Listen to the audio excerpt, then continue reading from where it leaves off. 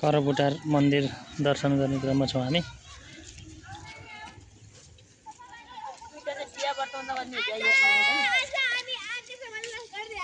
Hello hello hello गर्दै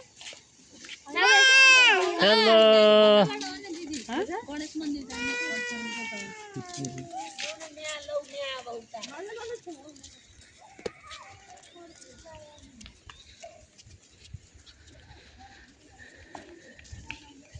यो हो लमजुङ जिल्लाको इशानेश्वर महादेव मन्दिर दर्शन गर्न चाहिँ हामी हाम्रो सानो परिवार आएका छौँ। यो शिवरात्रिमा चाहिँ नेपालकै पशुपतिपछिको दोस्रो ठुलो मेला लाग्ने मन्दिर हो, जहाँ चाहिँ हजारौँ भक्तजनहरूले चाहिँ यसमा आएर यो मन्दिरमा आएर चाहिँ पूजा गर्ने र आफ्नो भाकल पूजा गर्ने काम गर्नुहुन्छ।